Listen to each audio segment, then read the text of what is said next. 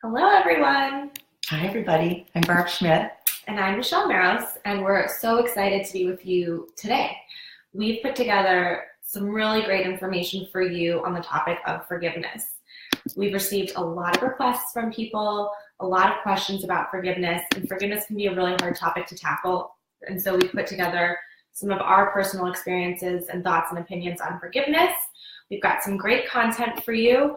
Make sure you stick around for the whole time because at the end of this video, we're going to do some great interactive pieces. We'll do some meditations, and then we'll also do a little Q&A. So this is a little bit different than our regular because now you can ask us questions in real time. So make sure you stay tuned for that piece as well. It's so cool. I love this interaction in this live.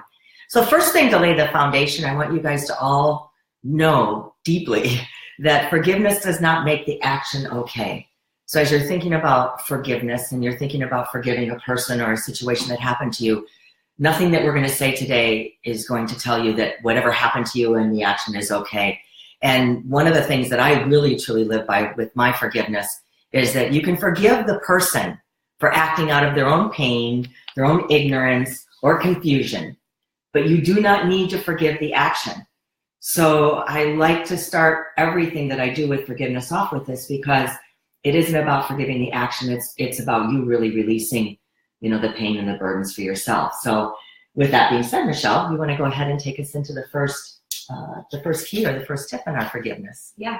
So tip number one when it comes to forgiveness is to reframe what forgiveness means as far as what the action is doing. A lot of times we think that forgiveness is about releasing somebody else or condoning bad behavior by somebody else, but really forgiveness is a practice for you. Forgiveness is something that you do for yourself, for your own well-being. So like this slide says, forgiveness is not something you do for someone else, it's something that you do for yourself. And that couldn't be more true. And I think this is a huge first step to forgiveness when you can start to realize that in being open to forgiving someone or something, you're also helping yourself out. Yeah. And I think it's so important, Michelle. I love this, that forgiveness isn't weak or naive, and we're not allowing other people to just walk all over us and become doormats, but we're really freeing ourselves and our hearts actually to live in freedom, and we're no longer a prisoner. So that's so beautiful. And so our second key or second tip is that forgiveness is a process. No matter how hard you try, don't get hung up on the fact that, okay, I want to forgive, I want to let go of this, it's going to happen right now. It's forgiveness is not an act. It really is a process, and it takes time. So I want to say just the act, just making the decision that I want to forgive this person, or I really want to let go of this incident or this thing that happened to me, I believe is like 90% of it. It's really, you've already come to the greatest part of making that decision and then allowing the process to happen and keeping that intention. So I love this quote by Sharon Salzberg. She's such a beautiful soul, that the spike of defensiveness we feel when someone advises us to forgive and forget shows how deep our pain has burrowed.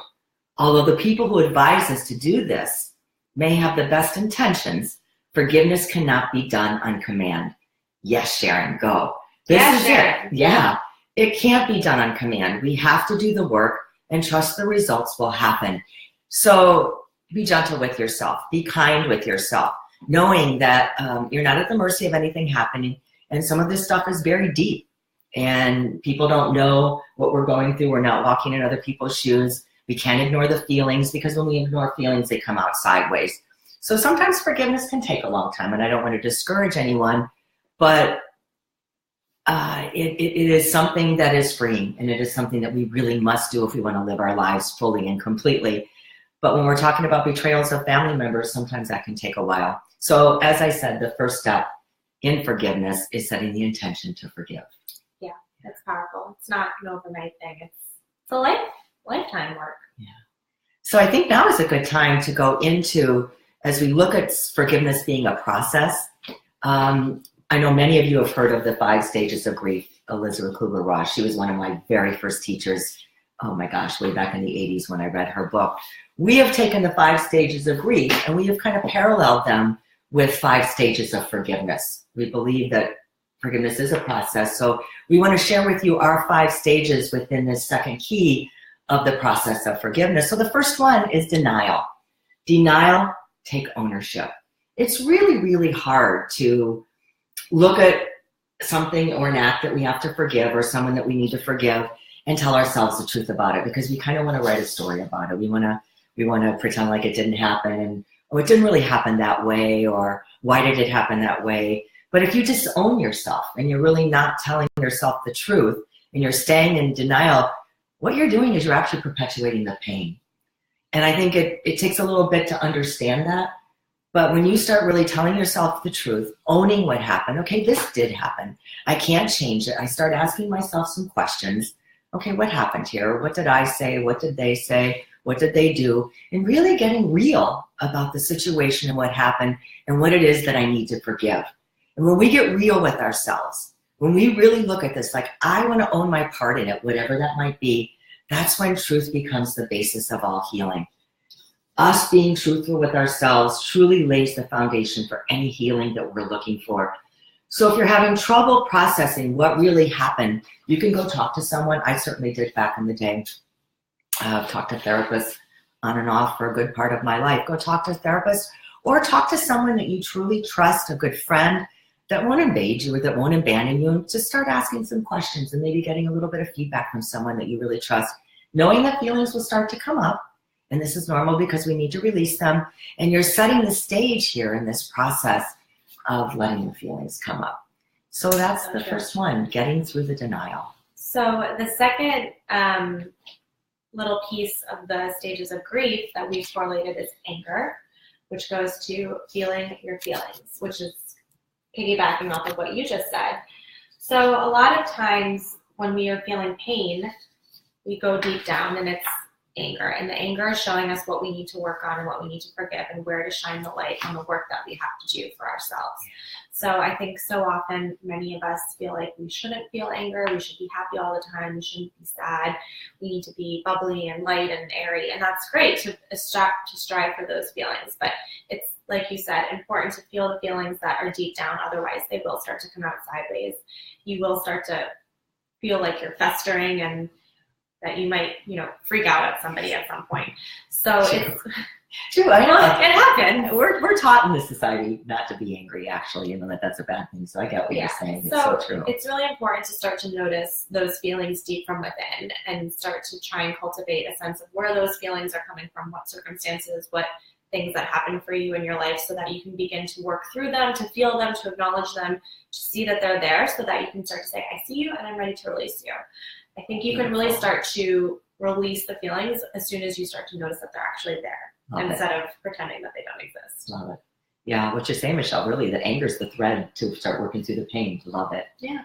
So, so number 3 is bargaining. Stop the what ifs. There really is, we get to that stage. So once you get out of the denial and then you start going through the anger and then you start to bargain, okay, maybe I should have done this, or I wish I could have done that, or why did they do this, or what if I had answered in this way, or what if this person would have really understood what I was going through. It's such a waste of energy, but also takes you down a hole of believing that you can change what happened. And we really can't. What happened has happened. So, no shame, no putting labels on it. Just be honest, as I said before, and just go into the idea that no shoulds, no coulds, no would-haves, no pretending like it didn't happen. And you can't go back in time. And I love this quote by Oprah Winfrey. It's so right on for this. The forgiveness is giving up the hope that the past could have been any different. So really get that the past is the past. What happened, happened. And now we're ready to do the work to try to move through it all so we can really start truly living in the present moment. Yeah. And so just give up the bargaining. It doesn't serve you. Yeah. Yeah. So. It wastes your time and energy, and you have other great things to be focusing on. Keeps you stuck.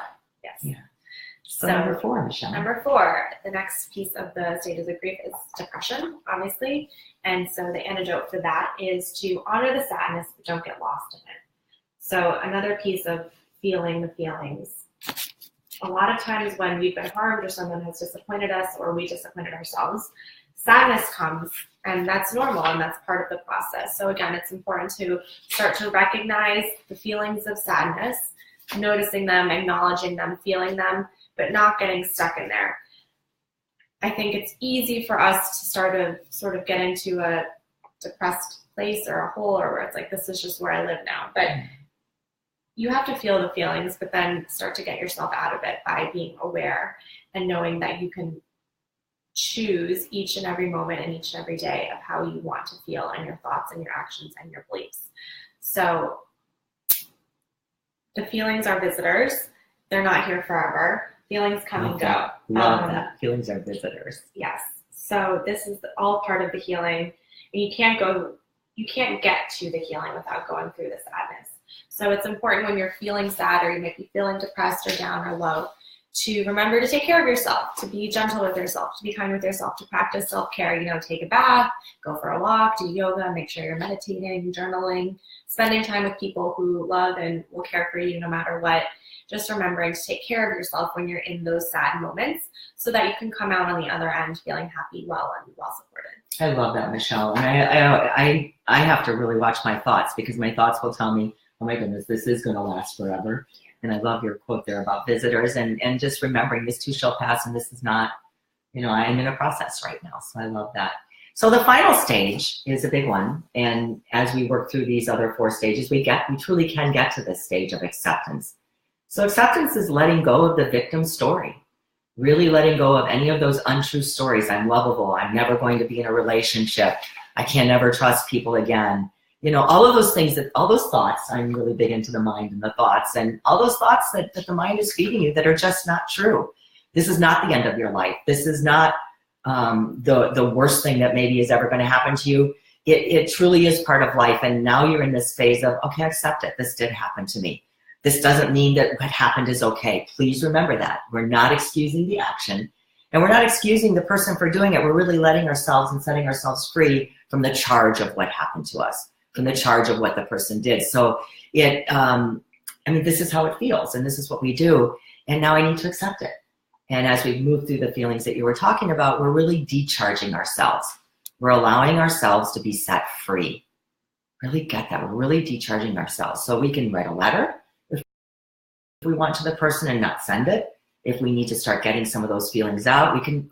The most important thing in this acceptance phase is to really start empowering your story. Yeah. What is it you want to tell yourself? What is happening for you in this moment? And what do you need to do to really practice that feeling of acceptance, that not letting your past define you? No one has the final say in naming who you are. You are the author of your own story. That the best thing that you can possibly do in your life is to truly choose happiness. And so I love this quote. We're not sure who wrote this quote, but I love this idea that when you write the story of your life, don't let anyone else hold the pen. So this is the power in acceptance. This is the power of these 5 stages of forgiveness. This is what you're trying to do, because being happy is what we're all seeking. So not letting that person, that event, that situation, all the harm that happened to you or all the pain that you might be feeling, ruin and run your life. Period. That's it. Period. This is the process. So these are the 5 stages. Mm-hmm. So as we move into the summary of these 5 stages, it's important to remember that the denial is this first stage, that Anger is your second stage, and stage 3 is the bargaining, depression, and then acceptance. Yeah. So those are the 5 stages of the process of this forgiveness that Michelle and I are talking to you about today. So as we move along now to tip number 3, so our big tip, now that you've gone through these stages and you've now come to this place of acceptance, which is a process, don't forget that, we're now going to start learning how to create boundaries. So we've looked at what's happening. We've now come to a place of acceptance with the person and with the action or with the situation that happened. And now we want to create some boundaries. Because for me, this was the hardest thing, because in my mind, I thought forgiveness meant that I had to forget. And then I had to be able to call that person and have lunch with them or hang out with them or be friends with them again. And that is, that is really, for me, for my situation, that's the farthest thing from the truth. And so it was really important for me to be able to set boundaries. Forgiveness doesn't mean that you let that person come back into your life necessarily that harmed you, that caused you all the pain. So it means that you've worked through all of your hurt. As I've said, you've come to this place of acceptance. You've worked through your anger. And now you can really, truly step in fully to your life and start moving forward. And you don't have to allow them back in, but I do have a couple of friends who have found situations where they have allowed the people to come back in. So it's really, really important for you to set the boundaries. Really looking at what boundaries need to be set. What do I need to do here to change the relationship? What do I need to do to take care of myself? How do I need to look at things differently? You don't want to go back into the same situation, and really decide what your non-negotiables are. So this is if you're going to allow the person back into your life. But just because you set boundaries doesn't protect you from the pain. You know, we've come to a place of acceptance in life, but life is all about pleasure and pain, and we have that going on for the rest of our life. So it doesn't protect you from the pain. What boundaries does is it brings you awareness. It helps you become aware and have really deep respect for yourself. And when you deeply respect yourself, you start to respect others. You can't, choose what other people are going to do or say, obviously. And people often ask me, does that mean I have to invite family members over for a Thanksgiving dinner or whatever we're doing? And what is an acceptable boundary there? And I say in those situations, you really have to take care of yourself.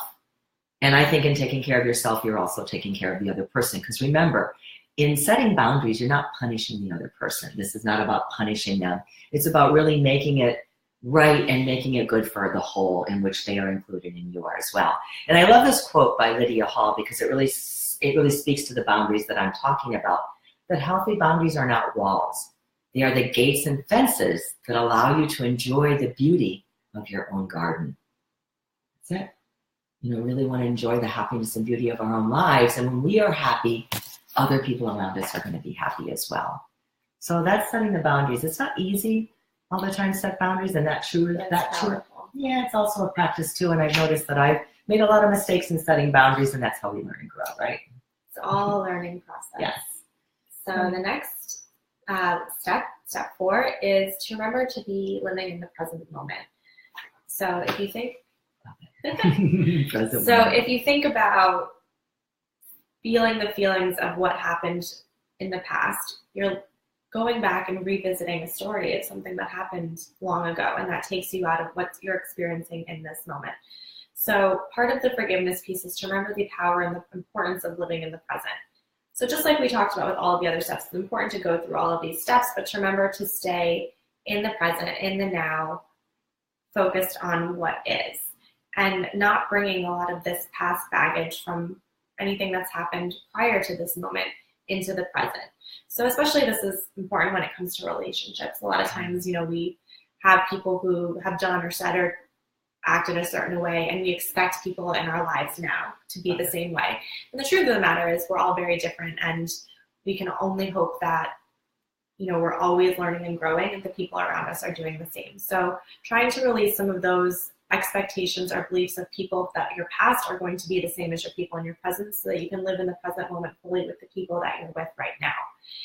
And that also is huge, because by releasing and living in the present, you can be more open and ready and engaged for whatever is to come. You're opening the doors for more possibilities. You're not blocked off to, opportunities and what could be by living in the past. So stay in the present moment, allow whatever it to be, and try and act as if whatever you're experiencing right now in this moment has been given to you for a reason, which reminds me of this Eckhart Tolle quote: whatever the present moment contains, accept it as if you had chosen it. Always work with it, not against it.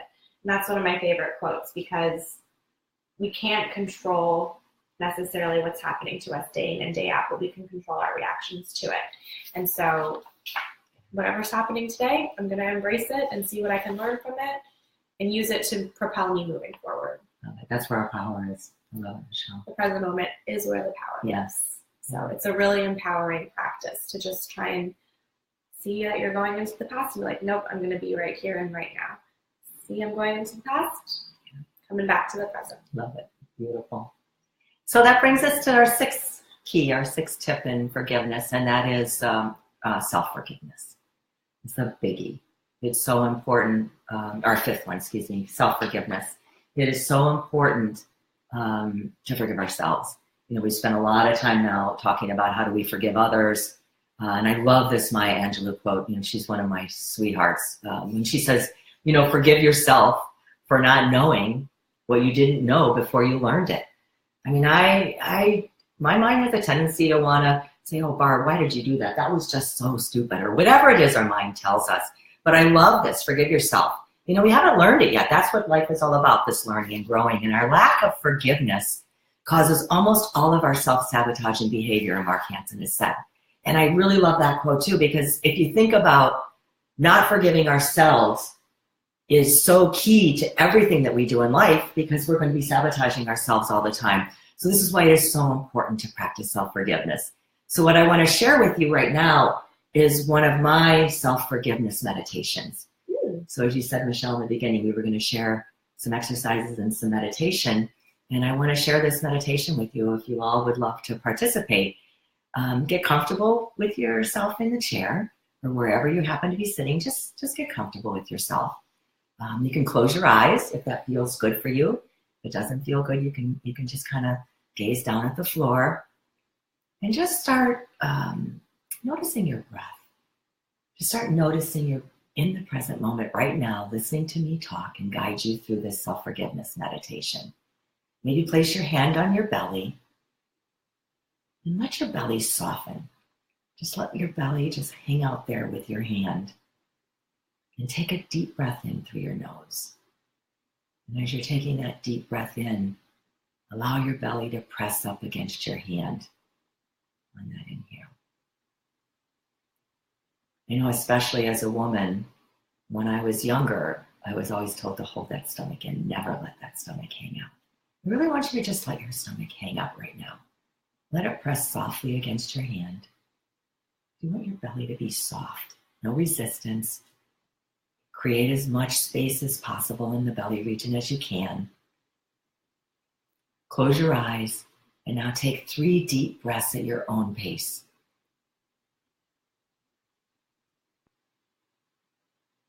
And as you're doing this, feel how the belly moves in and moves out. Notice if you're feeling or holding any tension there in your belly. And now start to bring your attention towards your heart and your chest. Notice what you're feeling there. Allow your upper rib cage to expand, your chest to expand fully. Remember, this deep breathing activates the body's relaxation response. So really notice your chest expanding. Now draw your attention up towards your throat and your head. Soften your jaw, your forehead. Can you feel the air as it enters your nose? Now draw your attention to your lips. Can you feel the weight of your body in your chair? Feel your hips, draw your attention to your hips.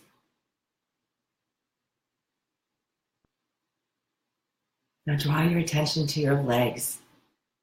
Can you notice your feet planted firmly in the ground? Notice what it feels like to have your feet on the ground.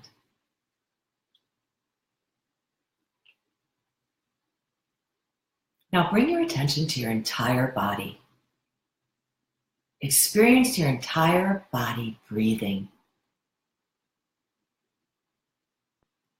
Know that there are many ways you have acted out of self-interest. We all have.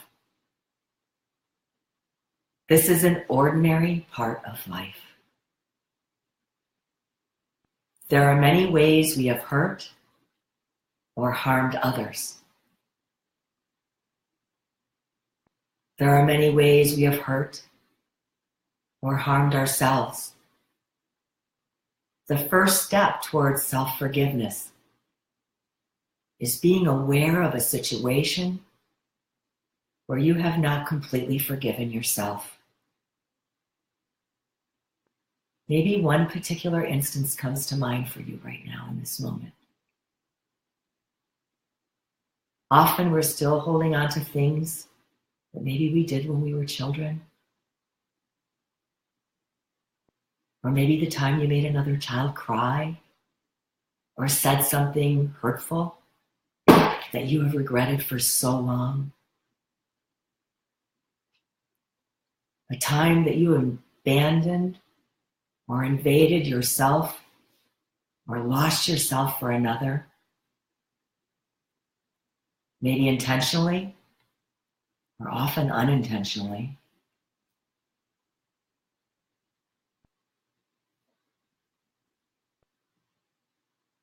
Maybe you were aware. Maybe you were completely unaware.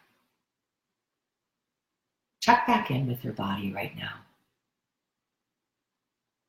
Notice, are you feeling any emotions anywhere in your body as you are remembering this incident from the past?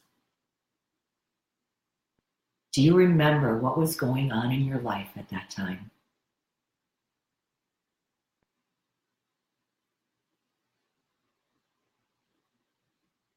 If you're ready, ask yourself, offer yourself forgiveness right now.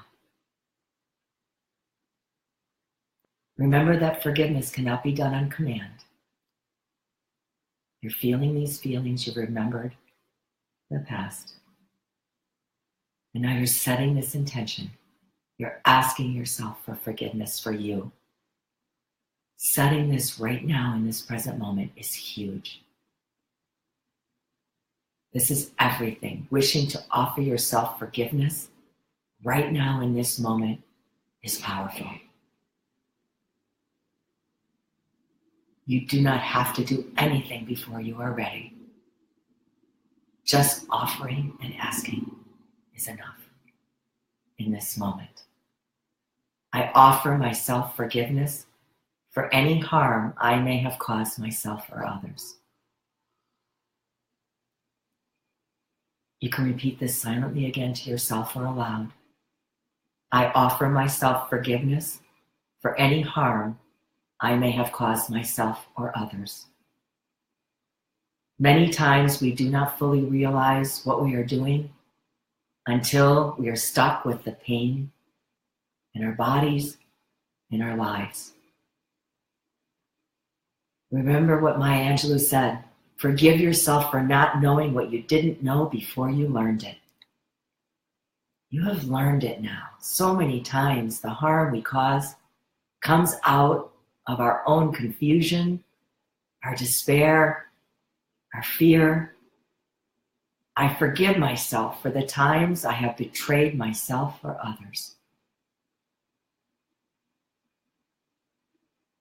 I forgive myself for the times I have abandoned myself or others.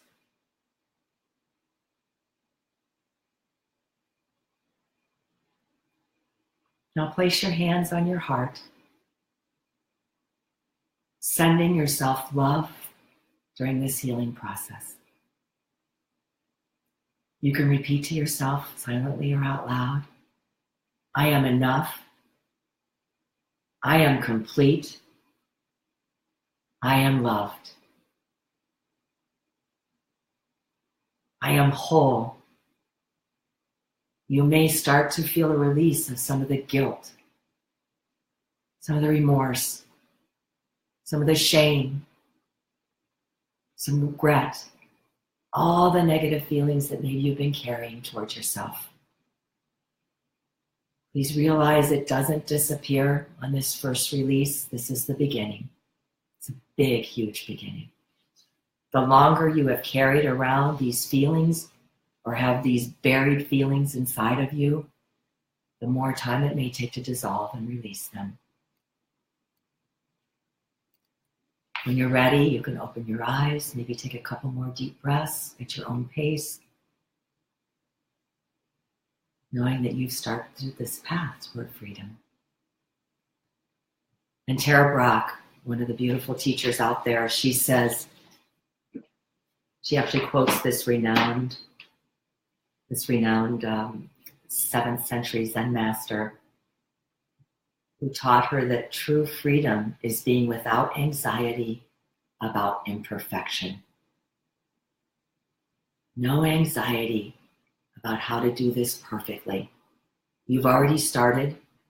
Now allow the process to unfold Stay true to your intention of forgiving yourself and just allow it to happen beautifully in your life. Sure. That was really nice. It's a really beautiful meditation. Thank you. Michelle? Very healing. Yeah. So for our last and final key that we have for you for forgiveness is to remember compassion. To start cultivating compassion for yourself and for those in your past and for whoever might have harmed you, which can be hard. It's hard to kind of put ourselves in the shoes of somebody else, but I think if we start to be willing to see ourselves in somebody else and to recognize that we're all just doing the best we can with what we've been given at any given moment, we can start to have that sense of compassion, which also really gives us a sense of release from the anger and the sadness and the resentment that we might be still carrying around.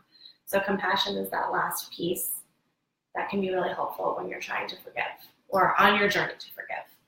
So, and the self-forgiveness that we just did really opens the door for that beautifully, Michelle. I love it. Yeah. Especially compassion for yourself. Yeah. And so for our last little exercise or meditation that we have for you, we're going to do a forgiveness, cord cutting, oneness meditation. So again, if you are in a place where you can sit comfortably and close your eyes, go ahead and do so. If you can't close your eyes or you're not comfortable, that's fine. You can just maybe lower your head or look at the ground or just be still. So as you're sitting here, taking a nice deep inhale in through the nose and exhale out through the mouth. Taking another in through the nose and exhaling out through the mouth. Last breath in through the nose and exhaling out through the mouth and settling back into yourself here. And as you sit here, start to call into your mind's eye a person or a situation that you wish to forgive. Choosing someone or something that's low grade on the trigger scale. So something that, isn't very traumatic for you. We'll start small. So calling that person or that circumstance into your mind and taking a nice deep inhale through your nose here and exhaling out through your mouth. And as you have this person or situation in your mind's eye, remember that it's okay to be here. It's safe to be here. You're in a place where you're intending to forgive and move forward. So start to visualize deep within yourself, at your heart, a gold light that's surrounding your heart, knowing that it encompasses all of the love and compassion and forgiveness that you hold within yourself, and knowing that that's within you always. Visualizing that gold light, strong, unwavering, can never be taken away, and remembering that that's who you are. And then starting to visualize that gold light extending from your heart and going towards the heart of the person or the circumstance that you're wishing to forgive. And knowing that is with this compassion from your heart to the heart of somebody else, that is where you can really start the forgiveness process. And knowing that we are all one, we are all connected, and that at our core, at our deepest level of ourselves, we are love and compassion and truth and honesty. So visualizing that for a moment, the gold love and light that comes from your heart extending to the heart of somebody else, and noticing how that feels for you. Maybe it's uncomfortable. Maybe it's a relief. Maybe you just feel at ease. Just remembering that at our core, we are love and compassion. And taking a nice deep inhale in through your nose here and exhaling out through your mouth. And as you continue to visualize this love that you're exchanging between this person or the situation in the past, we're going to do a little cutting of cords, which are energetic ties that might still be connecting you to this person or to this circumstance that might be holding you back from fully going forward in peace and without any attachments. So thinking about whatever might still be attaching you to this person. And again, in your mind's eye, think of a big giant pair of scissors coming through to cut those energetic cords. I love just that visualization of those thick cords being cut, and it's just an immediate release. And knowing that when you ask for these attachments to be cut, it's possible for that to happen in this moment. So having that visualization while still feeling that heart-centered connectedness is very powerful. So taking a nice deep inhale in through your nose here, and exhaling out through your mouth. Feeling the release of any ties that are no longer serving you or this person or this situation. And then coming back to the heart and remembering again that at our core, that is what we have and that is who we are. And maybe in your mind saying to yourself or offering up a sense of gratitude, thanking yourself for being willing and open to forgiving this situation or this person, thanking and forgiving the person or the situation that has come to you in this meditation, offering up gratitude that you're at this place where you are in this moment of your path of forgiveness. And knowing that you can always come back to this at any moment whenever you feel like you need to release or to cut or to move forward. So again, picturing that person in your mind's eye, thanking them for being here in this part of forgiveness, and then releasing them, coming back to yourself, coming back to that gold light that's surrounding your heart that you know that can never be shaken or taken from you, and honoring that is deep within you. And taking a nice deep inhale in through your nose and exhaling out through your mouth. 2 more deep inhale in through your nose and exhaling out through your mouth. Last one, deep inhale in through your nose and exhaling out through your mouth. Coming back to yourself, into the present moment, and when you're ready, you can open your eyes. Thank you, Michelle.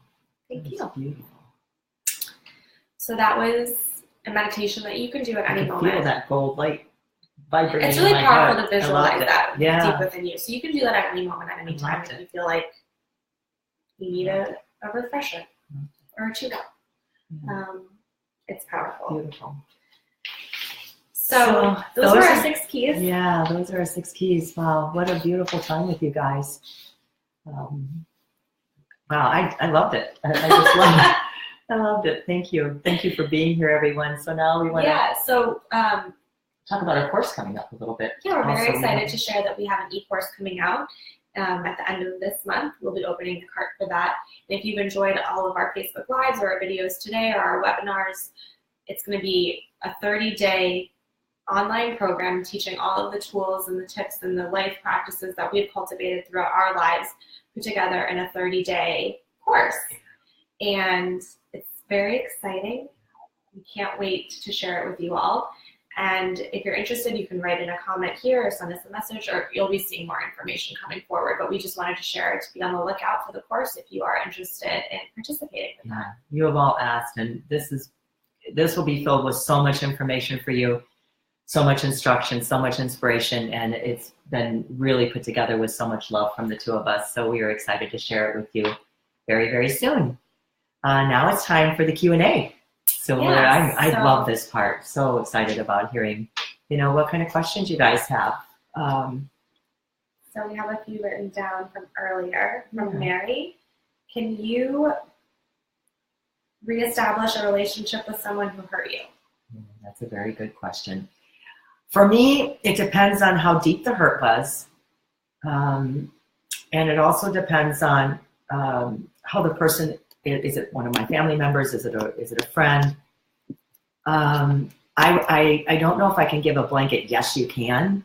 I think that's why I find it so powerful to go through the 5 stages of forgiveness, really looking at my denial in it, my peace in it, how am I feeling about it, what happened, really getting honest with myself about what happened, where am I in it, and then when I come to a place of acceptance about it all, then I can actually honestly, because I've really gotten so honest with myself, then I can actually come to a place of honesty with myself and say, wow, now do I really want this person back in my life? Because once you go through those five stages, and then you take the 6 keys that we've just given you, you really know. You have a deep knowing about yourself, and you know whether you even want that or not. So I would say it's certainly possible, and it's all up to you. It's whether you want to or not. And this is where the power is.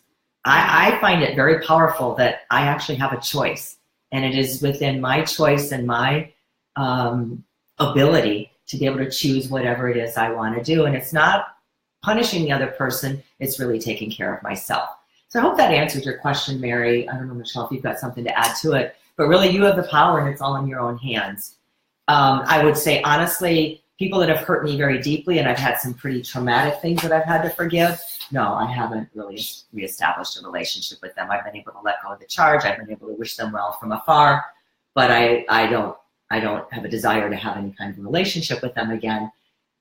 Well, yes, I agree. And I think what I would just like to put in there is you can sit with yourself and ask yourself if you actually want to have a relationship with this person, and not having any stipulations where like, oh, well, because I knew them for so long, I have to.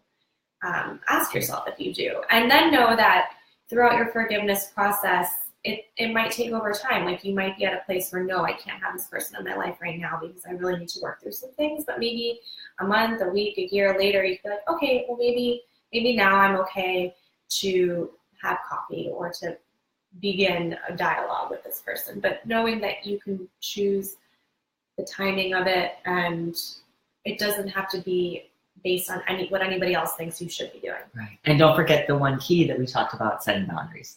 Yeah. I love what you said, Michelle. Yeah. It's all, you have the power. I mean, just understand you are a powerful being and you have the power. And when you work through these stages and these steps, you realize I have the power, and I love what you just said, that then you can decide what you want to do and set some good, healthy boundaries for yourself. Yes. So thank you, Mary.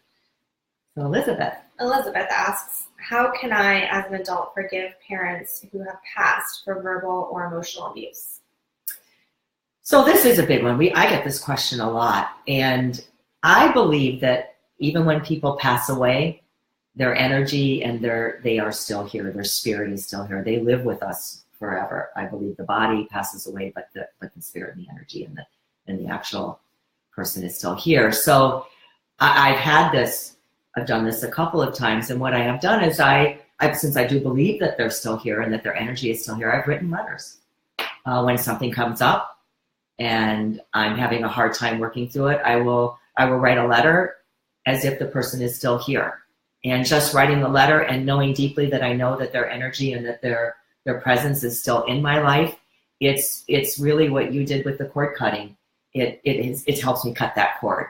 Because as we've said, forgiveness is a process. It doesn't happen overnight. So you'll forgive a bunch of stuff that your parents have done, and then all of a sudden you kind of get knocked sideways with something that came out of the blue. Oh, what's going on here? How did this happen? So I believe, even though they're not physically still alive, that you can write a letter, that you can talk to them, that you can do a little a verbal, you did this. But I think the greatest thing about talking to your parents and forgiving your parents is that Maya Angelou quote, is that our parents are just like we are, and they didn't know what they didn't know until they learned it.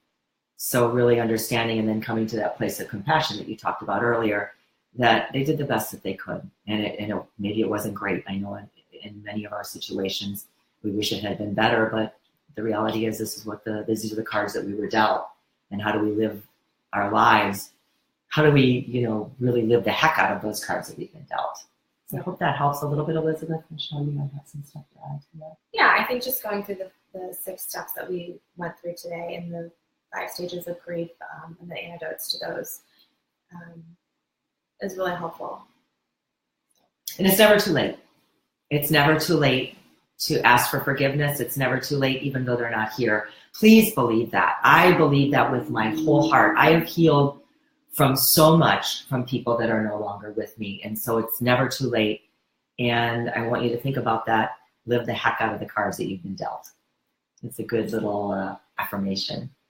And so the next one, I hope that helps, Elizabeth. So from Gloria, Gloria wrote, but never sent letters to her sister who disowned her for differences in political beliefs. She realizes now that writing the letters has been part of the healing process, working now towards acceptance. Yeah, writing letters is a really powerful way to say what you think, to really get all of those feelings, thoughts, beliefs, opinions out from pen to paper is a really powerful practice. So if you're finding like you want to say something to someone, but you're not quite sure, you don't want to hurt anybody's feelings, but you need to get it out, journaling, writing letters, keeping it with you is a really powerful practice. So I would definitely say I've written tons of letters that I've never sent, but it is a great relief and release for me to do that. Yeah, it is really powerful. Because remember that the pain, the trauma, the all of that energy of the incident that happened lives in your body.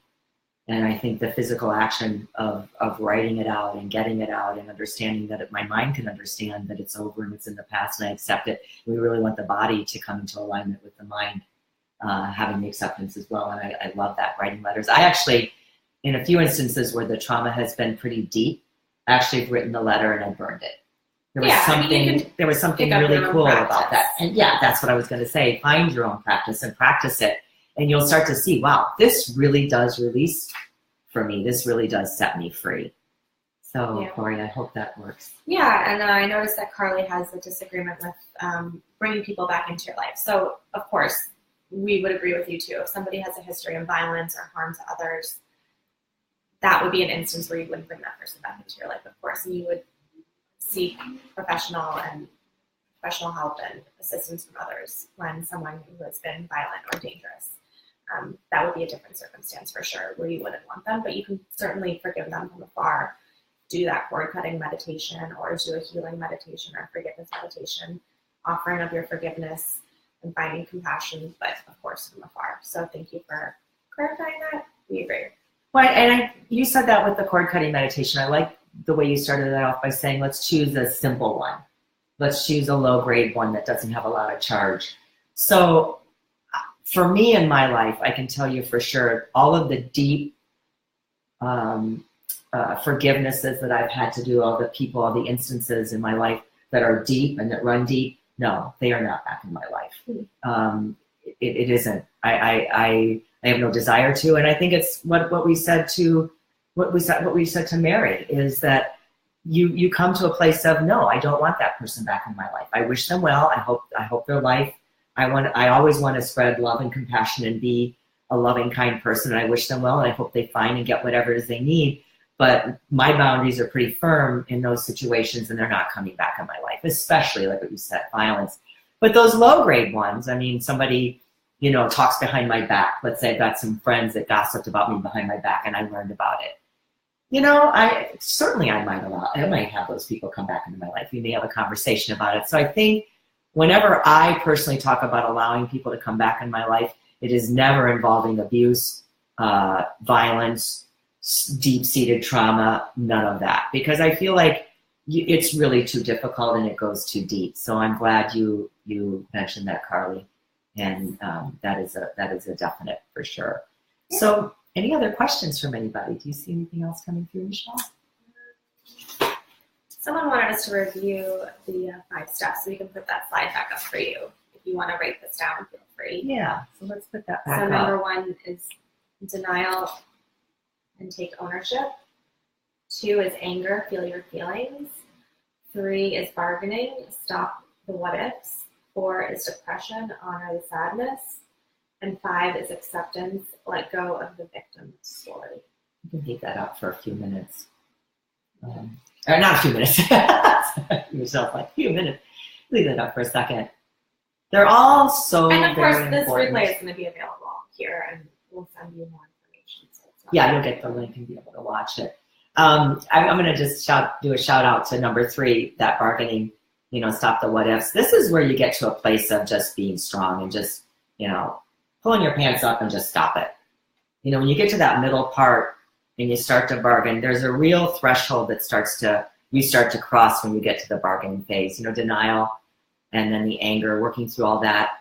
But then when you get to bargaining, it's like, okay, this happened. Come on, just accept it. You didn't know what you didn't know till you learned it, and let's move on. It's a really key part, that middle part of really then I don't want to say sailing through the depression and acceptance phase, but it's a really getting over that hump of bargaining is huge, I have found in this process of my life. Yes, we have one more question from Ryan, and then we'll wrap up. How can I not say things when I'm frustrated when I don't need to say it? Oh, good one. Good one. Well, I'll tell you what, our e-course is really going to go into a lot of how do we use some affirmations and mantras and things like that, and how do we start to use the breath to take a pause. I like to quote Viktor Frankl here. He has a beautiful quote that says, between stimulus and response, there is a space. And in that space is where we have our ability to choose our response. In that space really lies our freedom. And so it's hard, though. We don't know that there's a space when we're caught up in all of the speed of the thoughts and all of the action that's going on around us. So it's understanding that if whatever is happening for you in the moment, if you can just start to practice the pause, feeling the feelings, okay, I'm getting heated, I'm getting angry, I'm getting upset, I'm getting sad, whatever the feeling is happening, and just really start practicing, but let me pause here just for a minute and access that space. And so in the e-course, we do talk about how to use affirmations and mantras to do that. But for right now, if you could just start understanding that it's a condition, we are all conditioned to just respond. It's like, okay, someone does this to me, I respond this way. We really are all conditioned this way. And so the only way that you can break that conditioning is to stop, is to pause. So just practice whenever you're angry, sad, upset, whatever it is, it's causing you to respond quickly. Just say to yourself, let me take a pause here. Let me take a breath here. Let me see what I want to choose. What action do I want to take? What response do I want to take? Yeah, and Ryan, I would add on to that. If you're finding that you do wish to let your truth be known in a certain circumstance, but it might not be appropriate, in that moment, journaling at the end of the day and being like, this is what I would have loved to have said if it would have worked out, and getting all of those feelings and emotions out might help you feel less pressure and triggered in the next circumstance, and knowing that you can speak what you want to say in your notebook or in your journal. I love that. You know, I think also we could go on about this, and I think also too, I love that, Michelle, you made me remember that you have the final say. And so if someone comes at you or someone says something to you and you're not ready to respond, or you're like, oh, I don't want to respond here because I know it's going to come from an angry, mean place, just if you can take a couple deep breaths and calmly say, I'll get back to you, or excuse yourself and leave the room. Just knowing you're not a victim, and knowing that you have the power over your own life and you're not at the mercy of anyone around you. And excuse yourself and take a pause. I love it. So you have another one here, Michelle. How can I meditate when I am anxious and unable to concentrate? Join the crowd. I think most of us, I mean, life outside is crazy, right? It's fast-paced. It's full of negative, hard energy a lot of the times. And so everything that we're encountering in the external world, not everything, but a lot of the things that we're encountering in the external world are anxious, anxiety-filled, difficult situations. So we're all in the same boat, is what I like to say when it comes to meditation. Everyone that first sits down to meditate feels this exact same way. We're anxious, we're uncomfortable, we're not used to just being by ourselves with our thoughts. We're used to outside stimulation. So that's the process. And that's welcome to meditation. Those first times you're getting used to the fact that you're just sitting, and we're going to, in our e-course, we're going to go through a really intense, or not intense. Not intense. That's not the word. In-depth, excuse me. Not intense. In-depth about meditation, all the things that you can encounter and all the things that you can feel.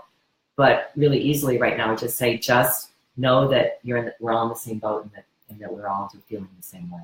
Yeah, that's great. So thank you so much for joining us today. We hope that you gained a little bit of insight into forgiveness. We hope some of these tools help you moving forward. This replay will be available on our Facebook page, and we will give you more information in the comments about the e-course, etc. So thanks for joining us, and we will see you very soon. Thank you. Have a great day. Lots of love. Bye.